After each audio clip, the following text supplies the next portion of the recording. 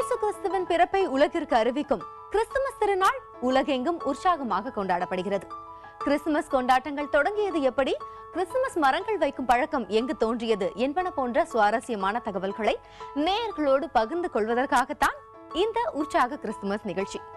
தமிழ்நாடு உட்பட நாட்டின் பல்வேறு பகுதிகளில் நடைபெற்ற கிறிஸ்துமஸ் கொண்டாட்டங்கள், கத்தோலிக்க திருச்சபையின் தலைமை பீடமான வேட்டிகன் நகரில் நடைபெற்ற சிறப்பு திருப்பலி உள்ளிட்ட பலவற்றை இந்த நிகழ்ச்சியில் பார்க்கவிருக்கிறோம்.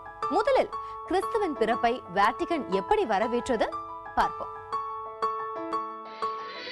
போப் பிரான்சிஸ் பதவியேற்றுக் கொண்ட பின் கொண்டாடப்படும் முதல் கிறிஸ்துமஸ் வேட்டிகனில் வழக்கத்தை விட உற்சாகமாகவே கொண்டாடப்பட்டது. நள்ளிரவு கிறிஸ்துமஸ் திருப்பலிக்கு முன்பாக செயின்ட் பீட்டர் சதுக்கத்தில் அமைக்கப்பட்டிருந்த குடில் திறந்து வைக்கப்பட்டது. இந்த சிறப்பு நிகழ்ச்சியின் போது சிறப்பு இசை நிகழ்ச்சிகளும் நாடகங்களும் அரங்கேற்றப்பட்டன.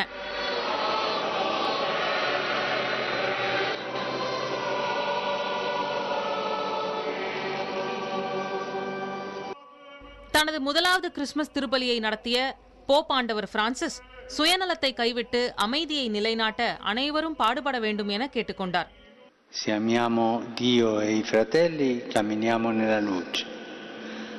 Ma se il nostro cuore si chiude, se prevalgono in noi l'orgoglio, la menzogna, la ricerca del proprio interesse, allora scendono le tenebre dentro di noi. இந்த கிறிஸ்துமஸ் திருப்பலியில் உலகெங்கும் இருந்து வந்திருந்த ஆயிரக்கணக்கான கிறிஸ்தவர்கள் கலந்து கொண்டு தங்கள் மகிழ்ச்சியை பகிர்ந்து கொண்டனர். புதிய தலைமுறைக்காக தேவிகா. நேற்றைய நள்ளிரவு பிரார்த்தனைக்கு பிறகு இன்று போப் பிரான்சிஸ் பாரம்பரிய கிறிஸ்துமஸ் உரையை வழங்கினார். உலகில் போர் ஒழிந்து சமாதானம் நிலவ அனைவரும் பாடுபட வேண்டும் என அவர் கேட்டுக்கொண்டார். La vera pace, noi lo sappiamo, non è un equilibrio tra forze contrarie, non è una bella facciata dietro alla quale ci sono contrasti e divisioni. La pace è un impegno di tutti i giorni, ma la pace è artigianale. வேட்டிகனில் Christmas கொண்டாட்டங்களை பார்த்தோம். அடுத்து இயேசு கிறிஸ்து பிறந்த Bethlehem உட்பட உலகத்தின் பல்வேறு பகுதிகளிலும் நடைபெற்ற கிறிஸ்துமஸ் கொண்டாட்டங்கள் சிலவற்றை பார்ப்போம். இயேசு கிறிஸ்துவின் பிறப்பிடமாக கருதப்படும் பெத்லஹேமில் உள்ள நேட்டிவிட்டி தேவாலயத்தில் நடைபெற்ற கிறிஸ்துமஸ் தின நள்ளிரவு திருப்பலியில் உலகின் பல்வேறு பகுதிகளில் இருந்தும் வந்திருந்த கிறிஸ்துவ மக்கள் கலந்து கொண்டனர். பாலஸ்தீன அதிபர் மஹ்மூத் அப்பாஸும் பிரதமர் ரமி ஹம்தல்லாவும் திருப்பலியில் பங்கு கொண்டனர். ஐரோப்பிய ஒன்றியத்தின் வெளியுறவு கொள்கை தலைவர் கேத்ரின் ஆஸ்டன் சிறப்பு விருந்தினராக கலந்து கொண்டார். المجد لله في العلا.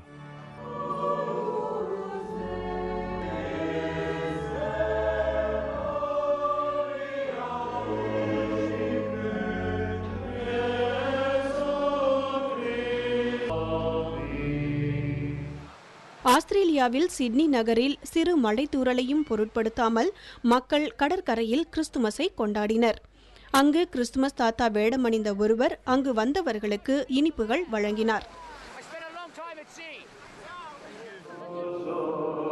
உள்நாட்டுப் போரில் சிக்கித் தவிக்கும் சிரியாவிலும் கிறிஸ்துமஸ் கொண்டாட்டம் களை கட்டியது. தலைநகர் டமாஸ்கஸில் கிறிஸ்துமஸ் கொண்டாட்டத்தில் ஈடுபட்ட மக்கள் கிறிஸ்துமஸ் தினத்தில் தங்கள் நாட்டில் அமைதி மலரும் என்ற நம்பிக்கை தெரிவித்தனர். கம்யூனிச நாடான சீனாவிலும் கிறிஸ்துமஸ் பல இடங்களில் கொண்டாடப்பட்டது. தலைநகர் பெய்ஜிங்கில் உள்ள தேவாலயத்தில் நடைபெற்ற திருப்பலியில் நூற்றுக்கணக்கான கிறிஸ்துவர்கள் கலந்து கொண்டனர். கூட்டம் அதிகமாக இருந்ததால் ஆலயத்திற்கு வெளியே பெரிய திரைகள் அமைக்கப்பட்டு திருப்பலி ஒளிபரப்பப்பட்டது.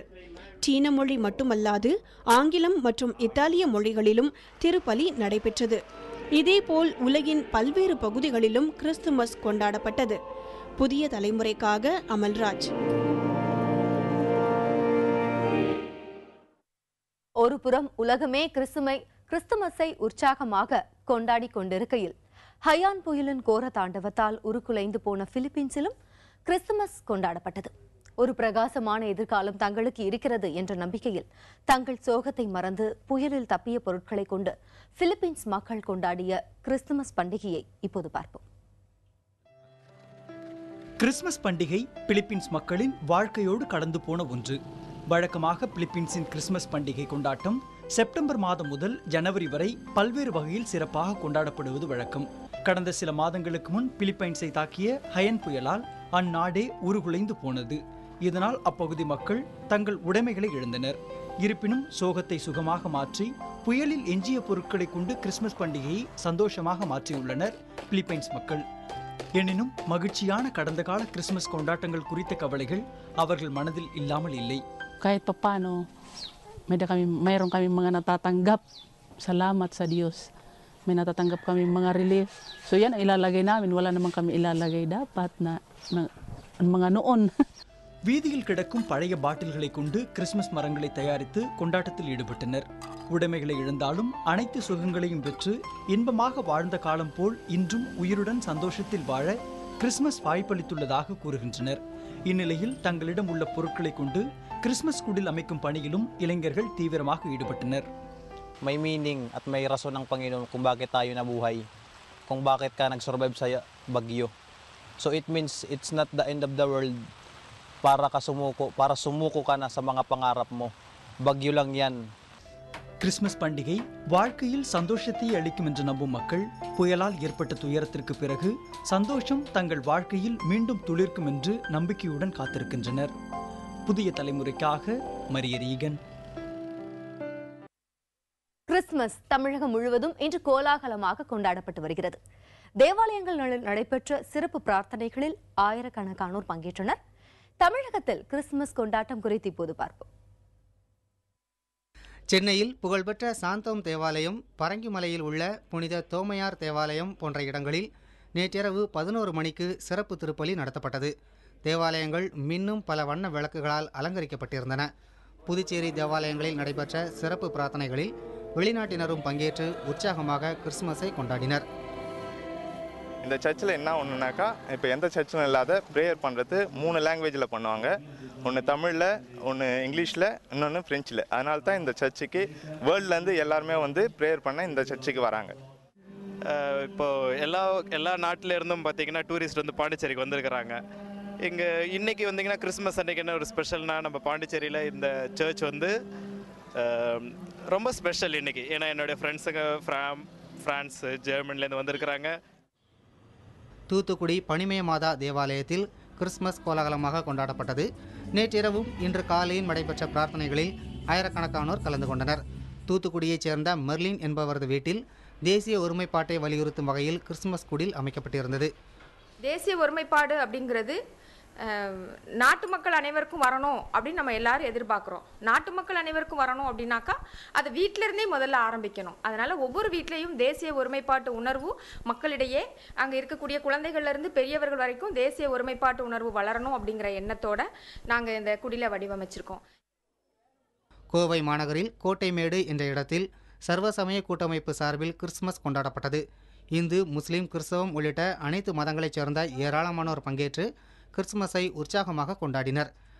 இந்து, கிறிஸ்தவ, முஸ்லிம், சீக்கியர்கள் இணைந்து இந்த கிறிஸ்துமஸ் விழாவை கொண்டாடுகிறார் என்பதற்கு ஒரு எடுத்துக்காட்டு இன்றைக்கு நடந்த இந்த நிகழ்ச்சி.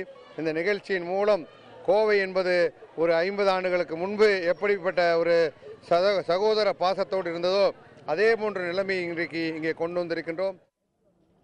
நாகை மாவட்டம் வேளாங்கண்ணியில் புகழ்பெற்ற ஆரோக்கிய அன்னை திருத்தலத்தில் கிறிஸ்துமஸ் வெகு சிறப்பாக கொண்டாடப்பட்டது. இதேபோல் தஞ்சை, நீலகிரி, காஞ்சிபுரம், மதுரை, நெல்லை உள்ளிட்ட தமிழகத்தின் பிற பகுதிகளிலும் கிறிஸ்துமஸ் பண்டிகை கோலாகலமாக கொண்டாடப்பட்டது. புதிய தலைமுறைக்காக செய்தியாளர் குழு. இதுவரை உலகம் முழுவதும் கிறிஸ்துமஸ் கொண்டாட்டங்களை பார்த்தோம். அடுத்து கிறிஸ்துமஸ் பண்டிகையின் வரலாறு, அதோடு தொடர்புடைய பழக்கங்கள் உள்ளிட்டவற்றை பார்க்க இருக்கிறோம். இது புதிய தலைமுறையின் உற்சாக கிறிஸ்துமஸ்.